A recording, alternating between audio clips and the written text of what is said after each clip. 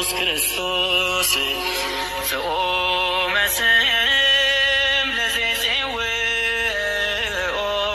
ኢየሱስ ክርስቶስ ብስተ ሕይወት ለዘይበልኦ ኢየሱስ ክርስቶስ ጽዋ መድኃኒት ለዘይሰትዮ ከመ ይባርኩነ ይፈኑ አርዳኦ ለዘባይነ ይስምዑ ወልሰሁ ነሲኦ ስብሐት ለእግዚአብሔር በሰማያት ለዘአብጽሐነ እስከ ዛቲ ሰዓት። አባታችን አምላካችን ልዑል እግዚአብሔር በአባትነቱ በቸርነቱ በምሕረቱና በይቅርታ ሁላችንንም ጠብቆ ለብርሃነ መስቀሉ ያደረሰን አምላክ ስሙ ይክበር ይመስገን። እስመ ነገረ መስቀሉሰ እበድ ውእቱ በኀበ ህጉላን። የመስቀሉ ቃል ለማያምኑት ለሚጠፉት ሞኝነት ነው፣ ለኛ ለምናምን የእግዚአብሔር ኃይል ነው።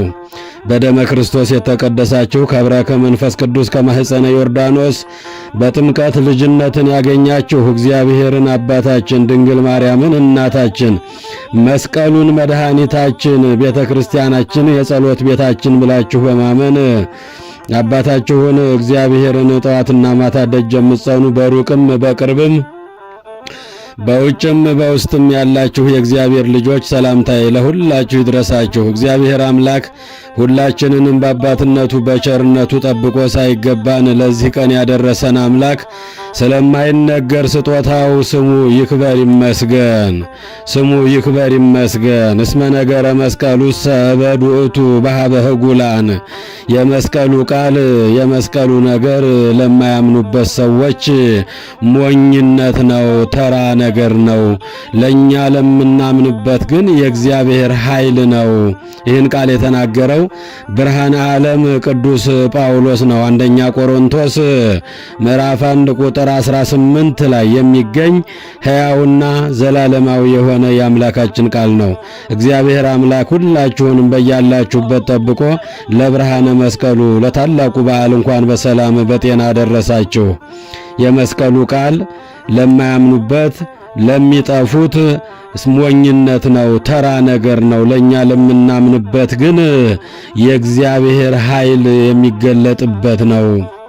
እንግዲህ ዛሬ የምናከብረው ታላቁ በዓላችን ቤተ ክርስቲያናችን ከፍ አድርጋ የመስቀሉን በዓል አክብራ የምትውለው የእግዚአብሔር ልጆች ዛሬ እንደ እንግዳ ደራሽ እንደ ውሃ ፈሳሽ ዛሬ የተጀመረ ሳይሆን በ328 ዓመተ ምህረት የተጀመረ ታላቅና ግዙፍ የሆነው በዓላችን ነው። እንግዲህ መስቀልን ስናስብ የጌታችን የአምላካችን የፈጣሪያችን የመድኃኔ ዓለም የኢየሱስ ክርስቶስን መከራውን ግርፋቱን በችንካር ተመቶ በጦር ተወግቶ የሾህ አክሊል ደፍቶ በምራቅ እየተተፋበት ልብሱን ተገፎ በመስቀል ላይ በደም ተሸፍኖ የዋለውን መድኃኔ ዓለምን የምናስብበትን በዓል ነው። መስቀልን ስናከብር መድኃኔ ዓለም ለኛ የዋለውን ውለታ በማሰብ ነው።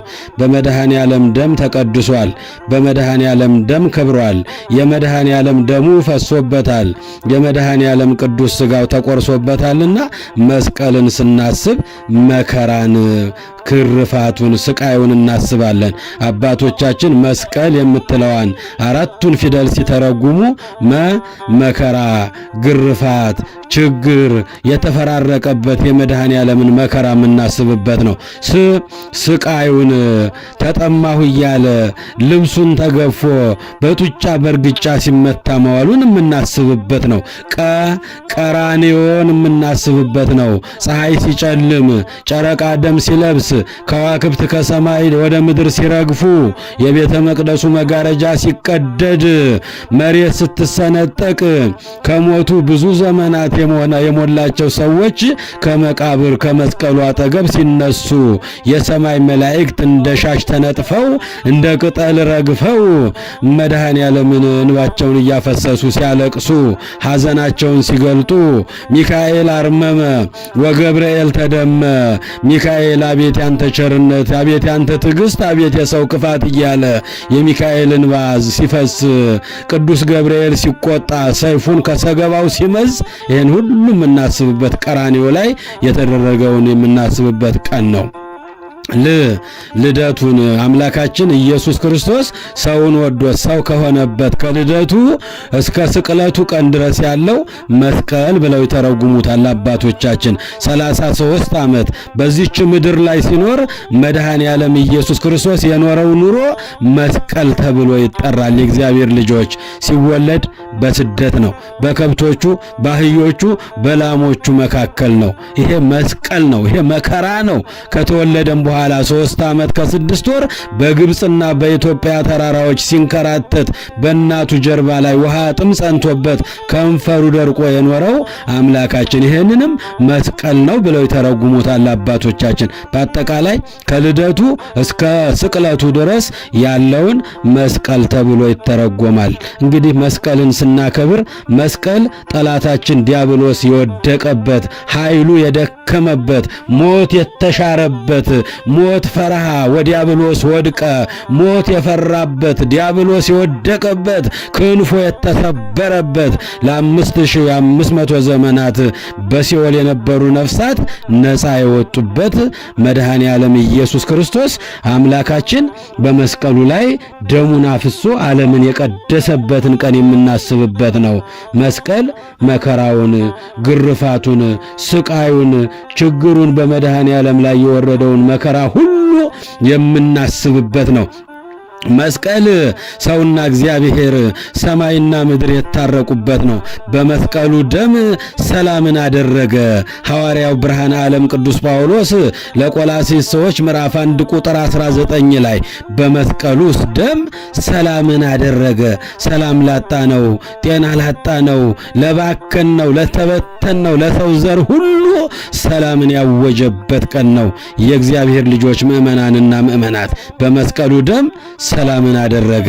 ቆላስይስ ምዕራፍ 1 ቁጥር 19 ላይ ጌታችን አምላካችን ለስም አጠራሩ ክብር ይግባውና በመስቀል ላይ ዲያብሎስን ድል የነሳበት ቀን ነው። ወጽል ቀተሎ በመስቀሉ ጥልን በመስቀሉ ገደለው ብሎ ቅዱስ ጳውሎስ እንደተናገረው ኤፌሶን ምዕራፍ 2 ቁጥር 13 እስከ 16 ላይ የምናገኘው ሕያውና ዘላለማዊ ቃል ነው። ጥልን በመስቀሉ ገደለው። ጥል የተባለ ሞት ነው። ጥል የተባለ ዲያብሎስ ነው። ጥል የተባለ ክፋት፣ ቅንዓት፣ ምቀኝነት ነው። ይህን ሁሉ መድኃኔ ዓለም ኢየሱስ ክርስቶስ በመስቀሉ ላይ አስወግዶልናል። መስቀል ሰላማችን ነው። መስቀል ሞገሳችን ነው። መስቀል ቤዛችን ነው። መስቀል ኃይላችን ነው። ለዚህ ነው በዘወትር ጸሎታችን መስቀል ኃይልነ፣ መስቀል ጽንዕነ፣ መስቀል ቤዛነ፣ መስቀል መድኃኒተ ነፍስነ። መስቀል ኃይላችን ነው። ኃይላችን መስቀል ነው። የሚያጸናን መስቀል ነው። መደገፊያችን መስቀል ነው። መመኪያችን መስቀል ነው። መድኃኒታችን መስቀል ነው። በመስቀል ላይ ደም ፈሶበታል። በመስቀል ላይ ስጋው ተቆርሶበታል። በመስቀል ላይ ወይቤ የተፈጸመ ሁሉ ብሎበታል። በመስቀል ላይ ሆኖ አባ ስረይሎሙ እስመ በዘያእምሩ ይገብሩ፣ አባት ሆይ የሚያደርጉትን ሁሉ አያውቁምና ይቅር በላቸው አለ መድኃኔ ዓለም። የምናደርገውን ሁሉ አናውቅምና እግዚአብሔር አምላክ ሁላችንንም ይቅር ይበለን። በሱ ቸርነት በሱ ምሕረት ነው እዚህ የደረስነው።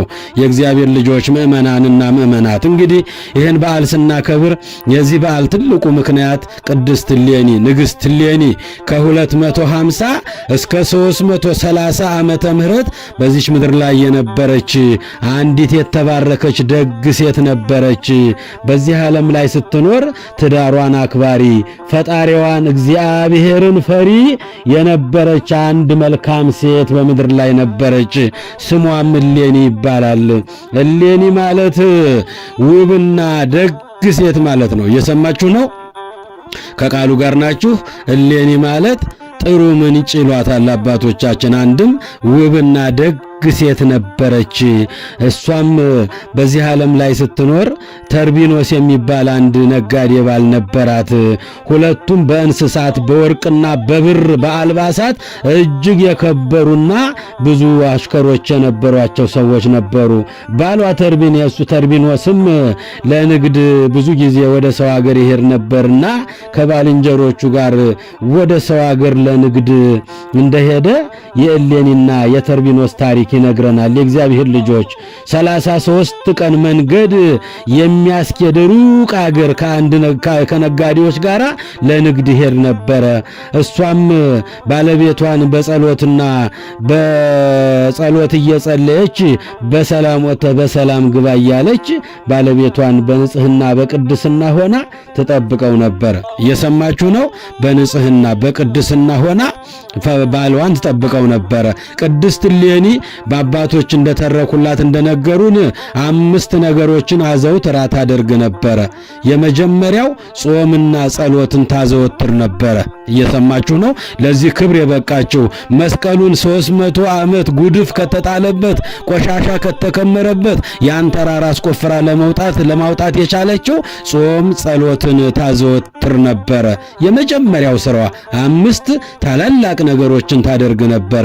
የመጀመሪያው ጾም ጸሎት ታዘወትር ነበር። ሁለተኛ እግዚአብሔርን በፍጹም ልቧ ትፈራ ባሏንም ታከብር ነበር።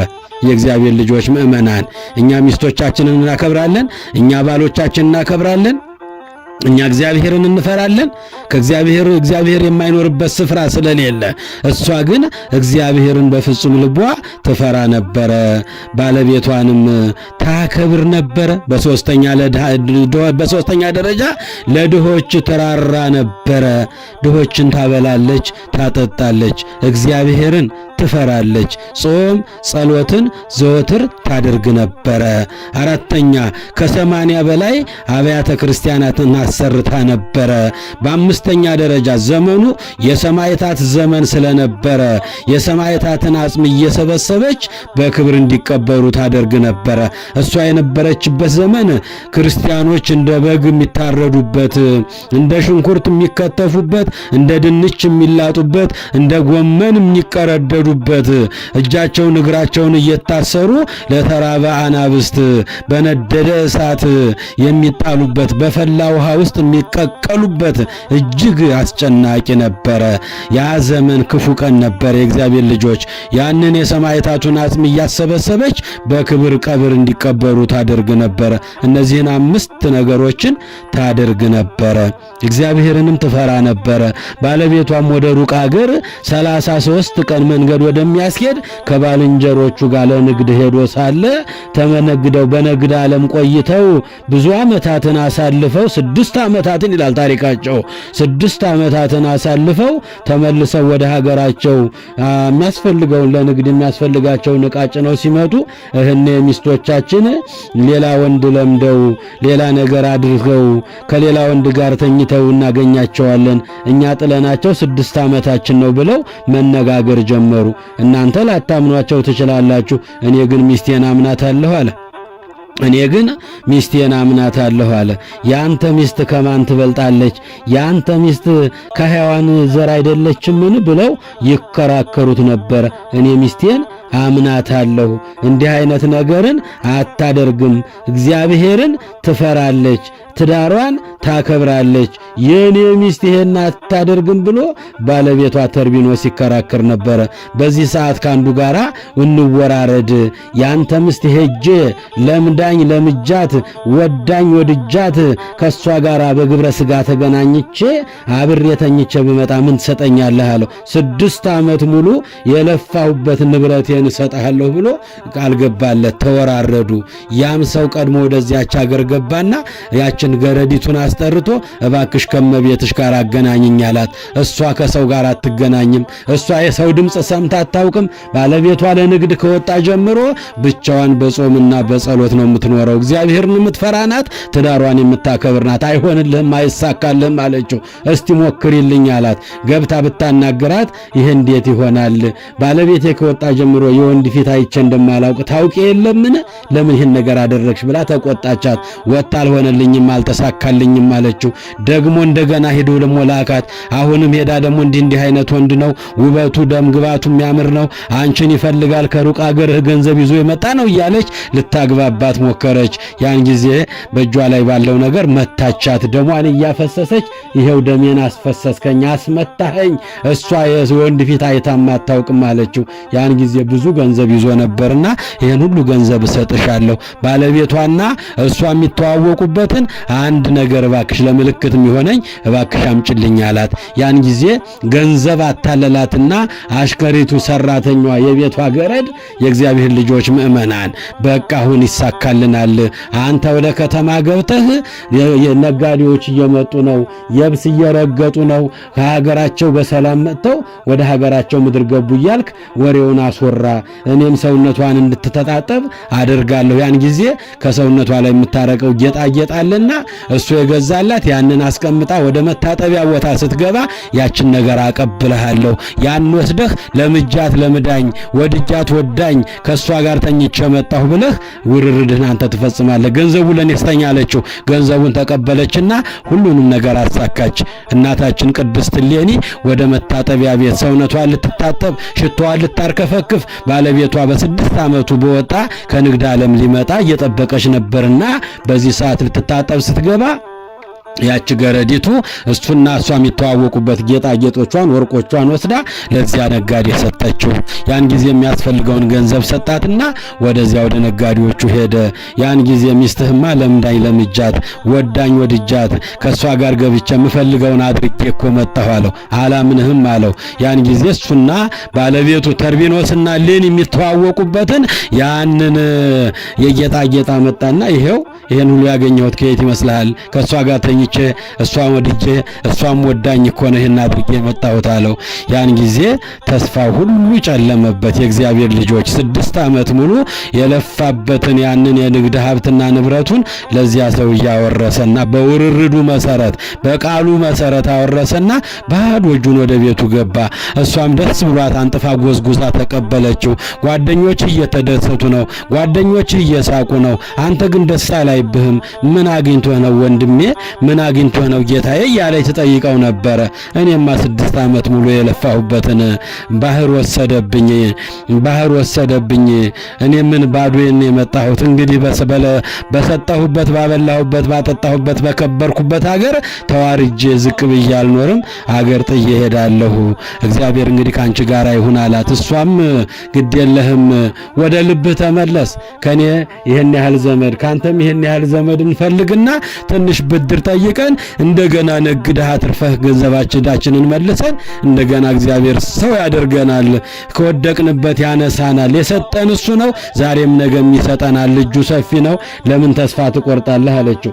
የለም በተከበርኩበት ሀገር ተዋርጄ ለምኜ ብድር ጠይቄም አልኖርም፣ እኔ ሀገር ጥዬ ጥቁር በጠይቅ ጠቅልዬ እሄዳለሁ አላት። ያን ጊዜ ባልና ሚስት አንድ ስጋ ናቸው፣ አንድ አካል ናቸው። ካንተ ቀለይቼ ምን ዓለም አለኝ? አው ብትሞት ሞታለሁ፣ ብትኖር እኖራለሁ፣ ካንተው ጋር አብሬ እሰደዳለሁ ብላ የዋኋ ደጓ እግዚአብሔርን የምትፈራዋ ባሏን የምታከብረዋ እሌኒ አላወቀችም። ጉዳዩን ተከትላው መውጣት ጀመረች። ያን ጊዜ በባህር ላይ የሄዱ ሳለ በጀልባ ተሳፍረው ከባህር መካከል ሲደርሱ እሌኒ እንዲህ አደረግሽኝ፣ በእኔ ላይ ሌላ ወንድ ወደሽ ንብረቴን ሁሉ አስወረሽብኝ፣ ሳምንሽ ከዳሽኝ፣ ስወድሽ ጠላሽኝ አላት።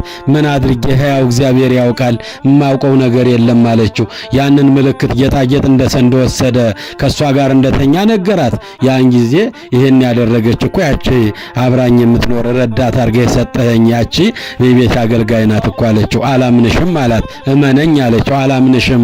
እንግዲህ ካልሰራሹ የፈጠረሽ አምላክ ያድንሽ፣ ከሰራሹም የፈጠረሽ አምላክ ይፍረድብሽ ብሎ ከዚያ ከጀልባ ላይ ወርውሮ ወደ ባህር ጣላት። የእግዚአብሔር ልጆች እግዚአብሔር በስደታችን፣ እግዚአብሔር በመከራችን፣ እግዚአብሔር በችግራችን አብሮ ይገኝልናል።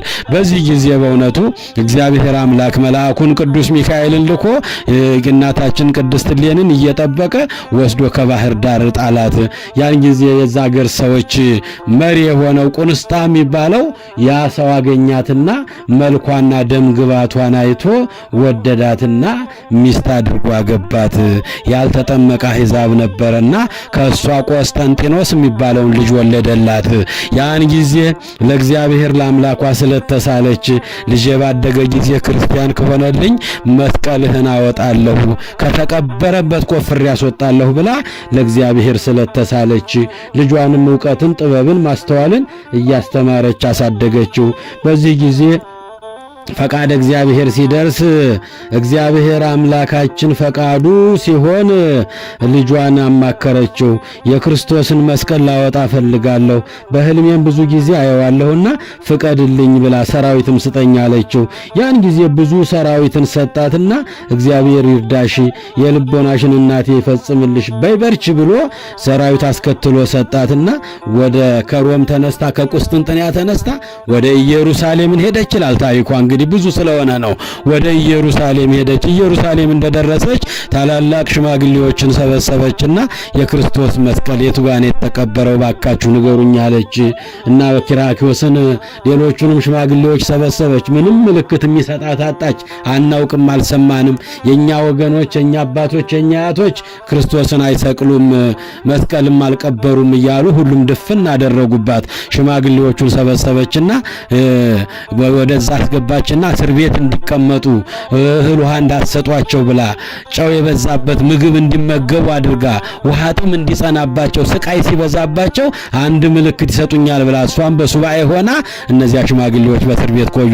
ያን ጊዜ በነ ኪራኮስ እንግዲህ ከሶስቱ ተራራዎች በአንዱ ሊሆን ይችላል አባቶቻችን አያቶቻችን ሲናገሩ ሰምተናል ብለው ምልክቱን ነገሯት።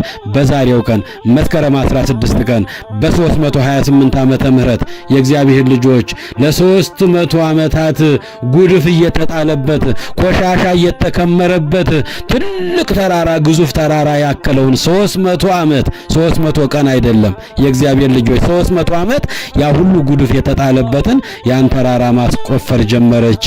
በዚህ ጊዜ ዕጣን አጭሽና ምልክቱን እግዚአብሔር ይገልጥልሻል አላት አባ ኪራኮስ ትልቁ ሽማግሌ አረጋዊው። ያን ጊዜ ዕጣን አስደምራ ደመራውን አሰብስባ እሳቱን አስቀጣጥላ ዕጣኑ እንዲጨመር አድርጋ ስታደርግ ዕጣኑ ቅድመ እግዚአብሔር ደርሶ ከስላሴ ዙፋን ሰግዶ ተመልሶ መጥቶ ከተራራው ላይ ሰገደላት፣ ምልክቱን አሳያት። በዚሁ ቀን ቁፋሮ ተጀምሮ ለ7 ቀን ሲቆፈር ከርሞ የእግዚአብሔር ልጆች መጋቢት 10 ቀን የመድኃኔ ዓለም መስቀል ዓለም የዳነበት መስቀል ደሙ የፈሰሰበት መስቀል ስጋው የተቆረሰበት መስቀል ያን ጊዜ ከተቀበረበት በ7ኛው ወር ወጣ። እሱ ሲወጣ ዓለም በሙሉ ብርሃን ሆነ። ክብርና ምስጋና ለአምላካችን ይሁን። መጋቢት 10 ቀን ብርሃን ዓለም በሙሉ በብርሃን ለበሰ። መስቀል አብርሃ ለኩሉ ዓለም መስቀሉ ዓለሙን ሁሉ አበራ ቦጋለ።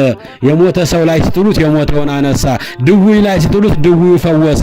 ዓለም በብርሃን ተጥለቀለቀች። እናታችን ቅድስት እሌኒ መስከረም 17 ቀን ቅዳሴ ቤቱን በመስቀሉ ስም መስቀሉን ባወጣችበት ቦታ ላይ ቅዳሴ ቤተ ክርስቲያን አሰርታ በወርቅ በአልማዝ አሰርታ ቅዳሴ ቤቱን ያከበረችበት ቀን ነው። የእግዚአብሔር ልጆች እንግዲህ መስቀል ታሪኩ በጣም ብዙ ነው። መስቀል ሕይወታችን ነው። መስቀል ድህነታችን ነው። መስቀል ቤዛችን ነው። መስቀል ክርስቶስና ሰው የተዋዋሉበት የስምምነት ሰነድ ነው ይላል ቅዱስ ዮሐንስ አፈወርቅ በድርሳኑ። ቅዱስ ዮሐንስ አፈወርቅ ሃይማኖተ አበውን ሲተረጉም አንደኛ በ5 ምሳሌ ሰጥቶታል። ይህን መስቀል በልቦናችሁ ቅረጹት የነፍሳችሁ መዳኛ ነውና፣ የነፍሳችን መዳኛ ነው። መስቀል ኃይልነ መስቀል መድኃኒትነ የምንለው ለዚህ ነው የእግዚአብሔር ልጆች። በሁለተኛ ደረጃ ይህን መስቀል በአንገታችሁ ሰሩት ዓለምን ሁሉ የፈወሰና ያጣፈጠ ስህተትን ሁሉ ያጠፋ ስህተትን ሁሉ ያስወገደ ነውና ይላል ዮሐንስ አፈወርቅ ሃይማኖተ አበውን። አንደኛ ይህን መስቀል በልቦናችሁ ቅረጹት የነፍሳችን መዳኛ ነውና፣ ሁለተኛ ይህን መስቀል በአንገታችሁ ሰሩት ዓለምን ሁሉ የፈወሰና ያጣፈጠ ስህተትን ሁሉ ያስወገደ ነውና። ስህተት ዲያብሎስ ነው። ስህተት ዲያብሎስ ሞት ነው። ስህተት ክፋት ነው። ስህተት ከእግዚአብሔር የለየን ክፉ ሰይጣን የሰይጣን መንፈስ ነው። አያችሁ የእግዚአብሔር ልጆች። ሶስተኛ ይህን መስቀል በአንገታችሁ ሰሩት እውነትን እውነት የመፈወሲያ ምድርን ገነት ያደረገ ገነትን የመለሰልን ምድርን የቀደሰልን ሰውና መላእክትን አንድ ያደረገልን ነውና ይላል ዮሐንስ አፈወርቅ ሃይማኖተ አበውን ሲተረጉም። በአራተኛ ደረጃ ይህን መስቀል በዚህ መስቀል ምክንያት ዲያብሎስ አስፈሪነቱ ቀርቷል። ሞት ወደ ሕይወት ወደ እንቅልፍ ተቀይሯል። የእግዚአብሔር ልጆች ሞት ፈርሃ ወዲያብሎስ ወድቀ ያለው ኤጲፋኒዎስ በቅዳሴው ጎርጎሪዎስ በቅዳሴው ሞት ፈርሃ ወዲያብሎስ ወድቀ፣ ሞት ፈራ ዲያብሎስም ወደቀ ክንፉም ተሰበረ ያለው መድኃኔ ዓለም በመስቀል ላይ በዋለ ቀን ነው። የእግዚአብሔር ልጆች መስቀል ሕይወታችን ነው። መስቀል መድኃኒታችን ነው። ለዚህ ነው ዮሐንስ አፈወርቅ በዚህ መስቀል ምክንያት ዲያብሎስ አስፈሪነቱ ቀረ፣ ሞትም ወደ እንቅልፍ ተቀየረ። አራተኛው በአምስተኛ ደረጃ መስቀል በእኛ ላይ ሰልጥኖ የነበረውን የሞት ኃይል ከእግራችን በታች ጣለልን ይላል ቅዱስ ዮሐንስ አፈወርቅ ሃይማኖተ አበውን ሲተረጉም። የእግዚአብሔር ልጆች ምእመናንና ምእመናን ለዚህ ነው ቅዱስ ጳውሎስ በመስቀሉ ደም ሰላምን አደረገ፣ ወጽልቀተሎ በመስቀሉ ጥልንም በመስቀሉ ገደለ። ጥል የተባለ ዲያብሎስ፣ ጥል የተባለ ክፋት፣ ጥል የተባለ ሞት፣ ጥል የተባለ ከእግዚአብሔር መለየት፣ ይህን ሁሉ የተለያይተን የነበርንበትን አንድነትን ያገኘ ነው። ከአምላካችን ጋር የተስማማ ነው። ሰማይና ምድር ሰውና እግዚአብሔር የታረቀው በመስቀሉ ላይ ነው። የመስቀሉ ቃል ለሚጠፉት ሞኝነት ነው፣ ለኛ ለምናምን ለክርስቲያኖች የእግዚአብሔር ኃይል ነው አለ ቅዱስ ጳውሎስ። የእግዚአብሔር ልጆች የመስቀሉ ቃል ለሚጠፉት ሞኝነት ነው፣ ለኛ ለምንድን ለኛ ለምናምን ለኛ ክርስቶስ ጌታዬ አምላኬ ብለን ለምናምን ግን የእግዚአብሔር ኃይል መገለጫ ነው። አዎ ሕይወታችን ነው፣ ቤዛችን ነው፣ መድኃኒታችን ነው ይላል። የመስቀሉ ቃል ማለት እንግዲህ ይሄ ነው። የእግዚአብሔር ልጆች የመስቀሉ ቃል እንግዲህ ስንል በመስቀሉ ላይ መድኃኔ ዓለም 7 ቃላቶችን ተናግሯል። እየሰማችሁ ነው? ከቃሉ ጋር ናችሁ? በመስቀል ላይ ሆኖ የዓለም ቤዛ መድኃኔ ዓለም ኢየሱስ ክርስቶስ 7 ነገሮችን ተናግሯል። የመጀመሪያው ኤሎሄ ኤሎሄ ላማ ሰበቅታኒ፣ አምላኬ አምላኬ ለምን ተውኸኝ ብሎ አምላካችን የተናገረበት ቃል ነው። 7ቱ የጌታ ቃላቶች የተፈጸሙት የመስቀሉ ቃል የምንላቸው የመስቀሉ ቃል ለሚጠፉ ሰዎች ሞኝነት ተራ ነገር ነው፣ ለኛ ለምናምን የእግዚአብሔር ኃይል ነው። ማቴዎስ ወንጌል ምዕራፍ 27 ቁጥር 46 ላይ ኤሎሄ ኤሎሄ ላማ ሰበቅታኒ፣ አምላኬ አምላኬ ለምን ተውከኝ። አስቀድሞ ልበ አምላክ ዳዊት በዝማሬው የክርስቶስ መከራ እየታየው አምላኬ አምላኬ ነጽረኒ ወለምን ተሃደገኒ መዝሙር 21ኛው መዝሙር መጀመሪያው ላይ የምናገኘው ለምን ተውከኝ አምላኬ የሚለውን አባታችን አምላካችን ኢየሱስ ክርስቶስም አምላኬ አምላኬ ለምን ተውከኝ ብሎ የተናገረበት ቃል ነው። በእኛ ተገብቶ የአዳምን ጩኸት እየጮኸ ነው። በሁለተኛ ደረጃ አባት ሆይ የሚያደርጉትን ሁሉ አያውቁምና ይቅር በላቸው። በሉቃስ ወንጌል ምዕራፍ 23 ቁጥር 34 ሁለተኛው አባት ሆይ የሚያደርጉትን ሁሉ አያውቁምና ይቅር በላቸው። የእግዚአብሔር ልጆች የምንሰራውን የምናደርገውን ሁሉ አናውቅምና ይቅር ባዩ ጌታ ይቅር ይበለን።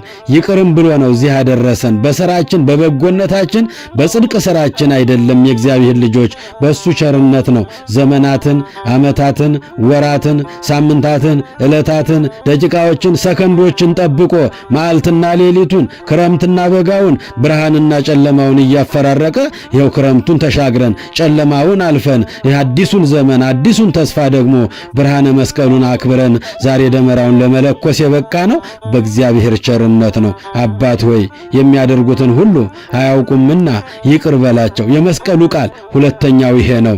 በሶስተኛ ደረጃ በሉቃስ ወንጌል 23 ቁጥር 42 ላይ እውነት እውነት እልሃለሁ ዛሬ በገነት ከኔ ጋር ትኖራለህ። ሽፍታውን ወንበዴውን 38 ዓመት እጁን በሰው ደም ነክሮ የሚኖረውን ያን ፈያታዊ ዘየማንን ተዘከረኒ እግዚኦ በውስተ መንግሥትከ ተዘከረኒ እግዚኦ አመዳግም ምጽአትከ እያለ በመስቀል ላይ ሆኖ የእግዚአብሔር ልጆች ትናንት የሰራው በደል ኃጢአቱ ትዝ እያለው እንባውን እያፈሰሰ ደረቱን እየደቆሰ እንባውን እያፈሰሰ ተዘከረኒ እግዚኦ በውስተ መንግሥትከ ተሰቅሎ ችንካሩ ሳይሆን ኃጢአቱ ነበር ይሰማው የነበረው። አንተ ያለ በደልህ ነው እኔ ግን በበደሌ ነውና ጌታ ሆይ በመንግሥት በመጣ ጊዜ አስበኛለሁ። ጌትነቱን አምላክነቱን ለሽፍታው ለወንበዴው ገለጠለት አምላካችን። መስቀል ላይ ሆኖ ቀና ብሎ ሲመለከት ወደ ሰማይ ሰባቱ ሰማያት ተከፍተው በአብ ቀኝ በዘባነ ኪሩብ ተቀምጦ ሲወደስ ሲቀደስ አየው። ጎንበስ ብሎ ሲመለከት በሱ ስር ደግሞ በቀኙ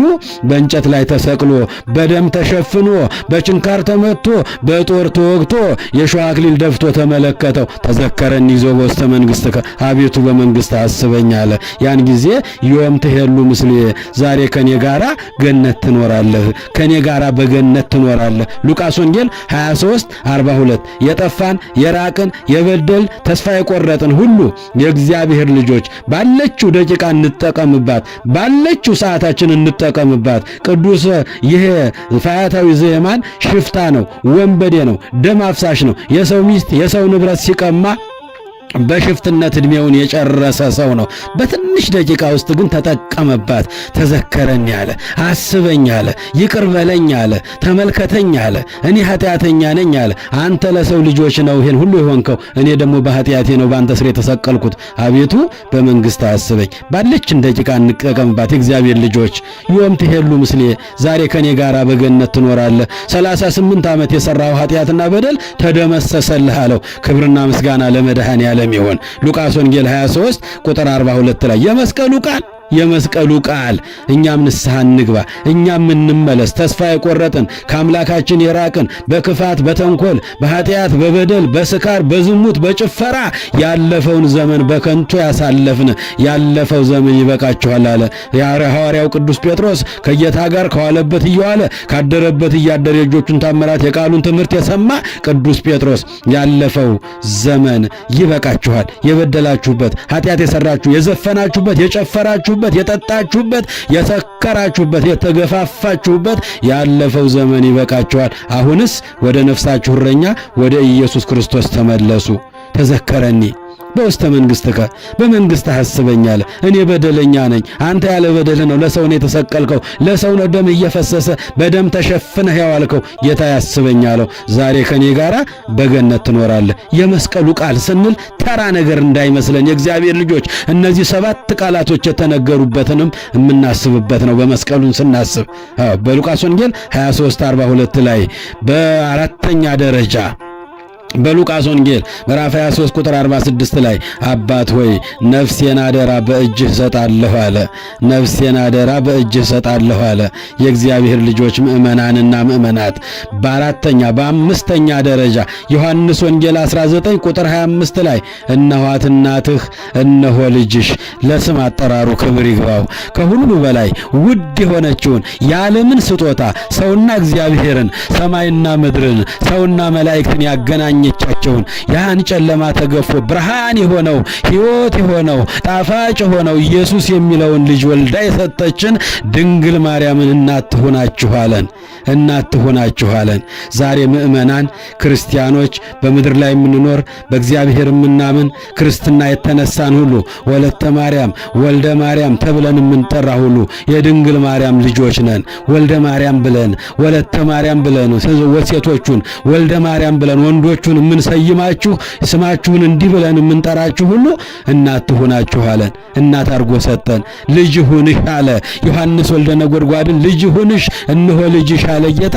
እነሆ ልጆችሽ እያለ እኛንም ለእናቱ ልጅ አድርጎ ሰጠን። ክብርና ምስጋና ለመድኃኔዓለም ይሁን።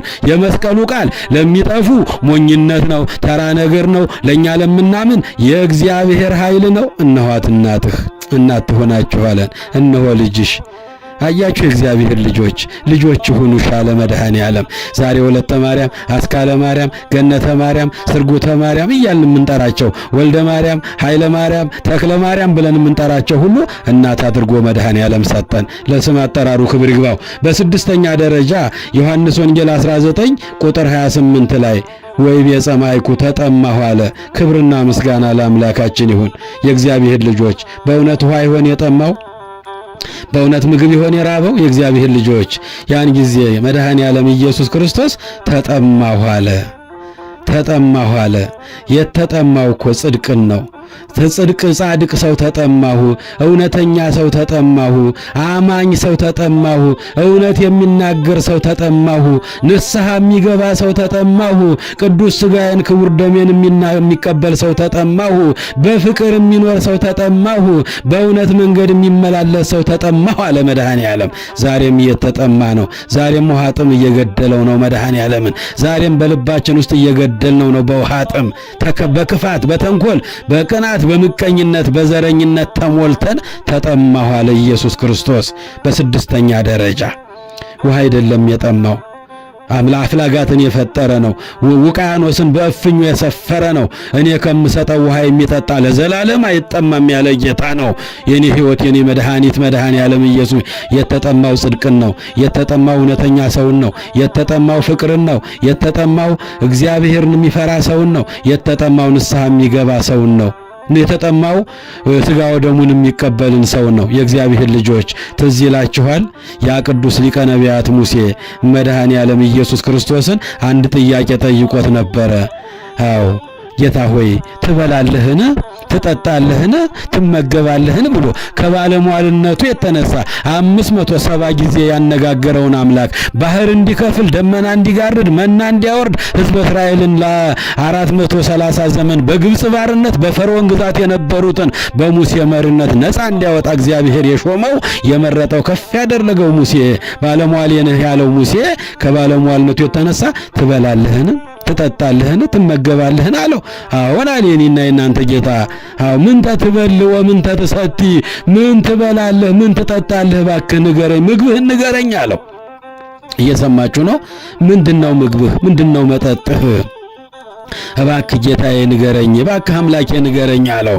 ሀጥ አመይኔስህ መብልኤ ውእቱ ወእመይ ግር በእንተ ኃጢአቱ ስቴ ውእቱ። ኃጢአተኛ ሰው ከኃጢአቱ ተመልሶ ከበደሉ ተመልሶ ንስሐ ሲገባ ያንን እመገባለሁ አለ። ስለ ኃጢአቱ ስለ በደሉ ሲያለቅስ ያንን እጠጣለሁ፣ እርክት ትላለሁ አለ። ንስሐ ሲገቡልኝ ያንን እጠጣለሁ፣ ሲመለሱ ንስሐ ሲገቡ ያንን እመገባለሁ አለ። ተጠማሁ አለ።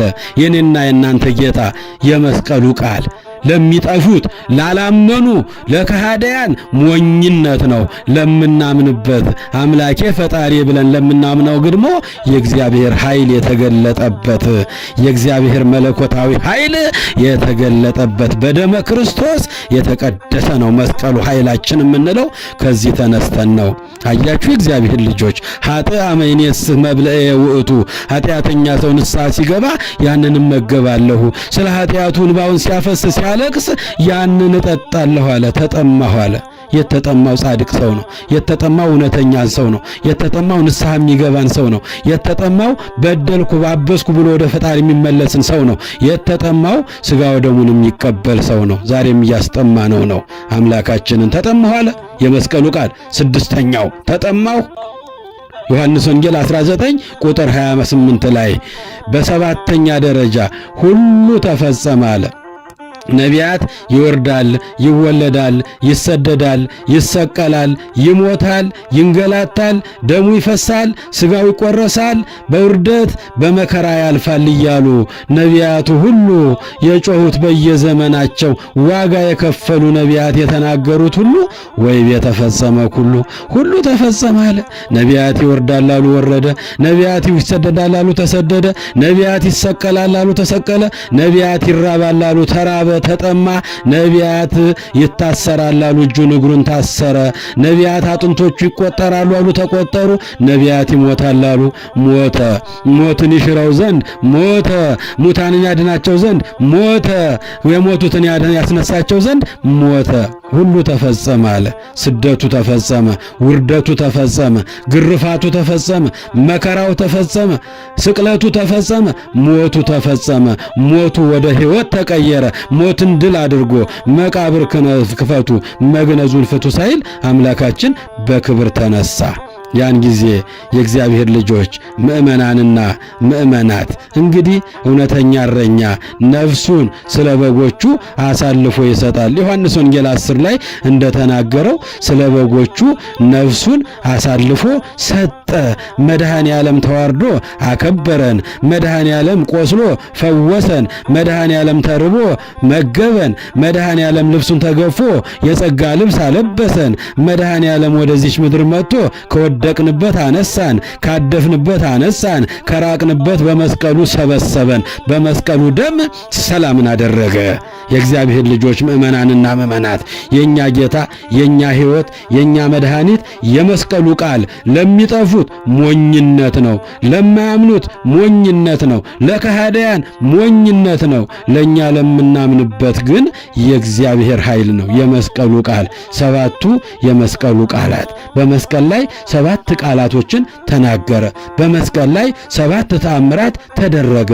የእግዚአብሔር ልጆች ፀሐይ ጨለመ፣ ጨረቃ ደም ለበሰች፣ ከዋክብት ረገፉ፣ የቤተ መቅደሱ መጋረጃ ተቀደደ፣ አለቶች ተሰነጣጠቁ፣ ምድር ተከፈተች፣ ሙታኖች ተነሱ፣ መላእክት ከሰማይ ወረዱ። ይሄ ሁሉ በመስቀል 6 ሰዓት እስከ 9 ሰዓት ዓለም ሁሉ ጨለማ ሆነ። የሰው ልጆች እንዳያዩት ክብሩን እንዳያዩት ዓይናቸው ታወረ፣ ልባቸው ደነቆረ። የእግዚአብሔር ልጆች ምእመናን በመስቀሉ ሰላምን አደረገ። በመስቀሉ ደም ሰላምን አደረገ። ወጽልቀተሎ በመስቀሉ አለ ቅዱስ ጳውሎስ። ታዲያ ወጽልቀተሎ በመስቀሉ በመስቀሉ ጥልን በመስቀሉ ገደለው። ኤፌሶን 2 ቁጥር 16 ላይ የእግዚአብሔር ልጆች መመኪያችን መስቀል ነው። ሞገሳችን መስቀል ነው። ኃይላችን መስቀል ነው። እናታችን ቅድስት እሌኒ ንግሥት እሌኒ ያን ሁሉ መከራ ተቀብላ ያን ሁሉ መከራ ተፈራርቆባት እግዚአብሔር ከመከራው ሁሉ አውጥቷት ያን የመሰለ የተባረከ ቆስጠንጢኖስ የሚባለው ልጅ ወልዳ ያን ጊዜ የምእመናን ሰማዕታት ደማቸው እንዲቆም ያደረገች እናት ናት። በመስቀሉ ስም ታላቅ ቤተ ክርስቲያንን የሰራችበት ቅዳሴ ቤቱን የምናከብርበት ቀን ነው። እንግዲህ እሌኒ ስንል ዝም ብላ ይሄን ክብር ያገኘች አይደለችም። 5 ነገሮች ቅድም ያልኳችሁ ጾም፣ ጸሎት ታዘወትር ነበር። ሁለተኛ እግዚአብሔርን በፍጹም ልቧ ትፈራ፣ ባሏንም ታከብር ነበረ። ለባሏም ታማኝ ነበረች። አዎ መልካም ያደረጉ ብዙ ሴቶች አሉ፣ አንቺ ግን ከሁሉ ትበልጣለሽ አላት ጥበበኛው ሰሎሞን መጽሐፈ ምሳሌ ምዕራፍ 31 ቁጥር 29 ላይ መልካም የሰሩ በጎ የሰሩ ጻድቃን ሰማዕታትን ቅዱሳንን የወለዱ ብዙ ደጋግ ሴቶች አሉ፣ አንቺ ግን ከሁሉ ትበልጣለሽ።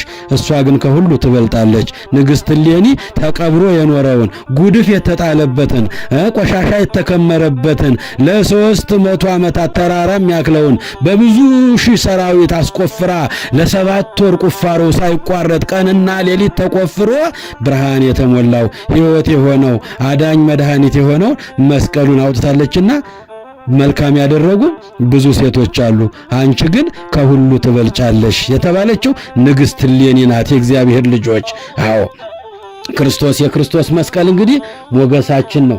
የክርስቶስ መስቀል እንግዲህ መመኪያችን ነው፣ ትምክህታችን ነው። ለዚህ ነው ጠዋትና ማታ በዘወትር ጸሎታችን መስቀል ኃይልነ፣ መስቀል ጽንነ፣ መስቀል ቤዛነ፣ መስቀል መድኃኒትነ የምንለው። ቅዱስ ጳውሎስም ይህን ደግሞታል። ከጌታችን ከአምላካችን ከኢየሱስ ክርስቶስ መስቀል በቀር ሌላ ትምክህት ከኔ ይራቅ አለ። የእግዚአብሔር ልጆች አጋንንትን የምናርቅበት፣ ሰላማችንን የምናውጅበት፣ የምንደገፍበት፣ ከክፉ ነገር የምንታጣ ቅጥራችን ሞገሳችን መስቀሉ ነው። መስቀሉ ድህነት ነው። መስቀሉ ፈውስ ነው። የሞተ ያነሳው መስቀል ነው። የእግዚአብሔር ልጆች ምእመናን ከጌታችን ከአምላካችን ከኢየሱስ ክርስቶስ መስቀል በቀር ሌላ ትምክህት ከኔ ይራቅ አለ። አዎ በመጨረሻው ዘመን የሚነሱትንም እንዲህ ብሎ ነገረን ቅዱስ ጳውሎስ። ብርሃነ ዓለም ቅዱስ ጳውሎስ ብዙዎች ለክርስቶስ መስቀል ጠላቶች ሆነው ይመላለሳሉ። ብዙ ጊዜ ስለነሱ ብያችኋለሁ፣ አሁንም እንዲህ እላችኋለሁ። አያችሁ ለከርሶሙ አምላኮሙ ወዳቸው አምላካቸው ነው፣ ሐሳባቸው ምድራዊ ነው፣ ክብራቸው በነውራቸው ነው። ሐዋርያው ቅዱስ ጳውሎስ ለፊልጵስዩስ ሰዎች ምዕራፍ 3 ቁጥር 18 ላይ ክብራቸው በነውራቸው ነው፣ ሐሳባቸው ምድራዊ ነው። አያችሁ ክብራቸው በነውራቸው ነው። ለክርስቶስ መስቀል ብዙዎች ጠላት ሆነው ይመላለሳሉ። እኛ ግን መስቀል ኃይላችን ነው።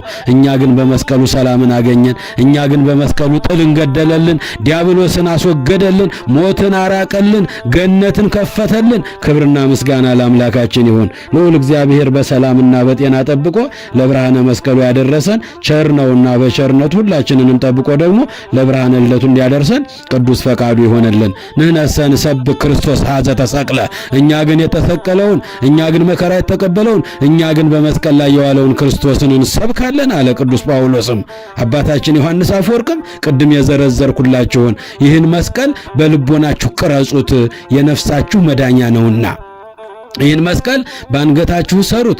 ዓለምን ሁሉ የፈወሰና ያጣፈጠ ስህተትን ሁሉ ያስወገደ ነውና፣ ስህተት ዲያብሎስ ነው።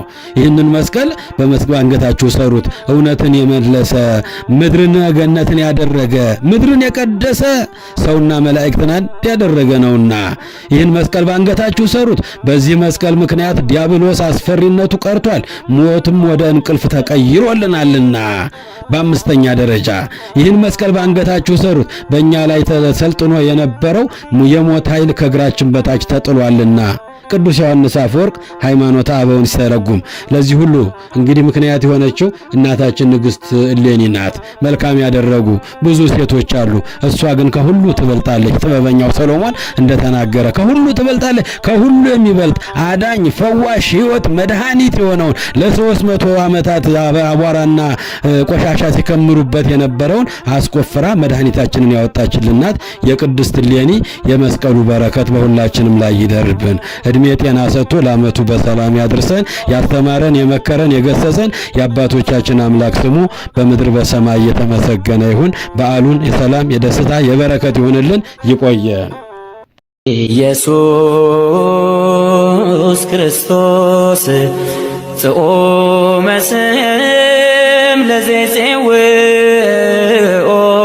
ኢየሱስ ክርስቶስ ብስተ ሕይወት ለዘይበልኦ ኢየሱስ ክርስቶስ ጽዋ መድኃኒት ለዘይሰትዮ ከመ ይባርኩነ ይፈኖ አርዳኦ ለጸባኢነ ይጽብኦ ወልታሁ ነሲኦ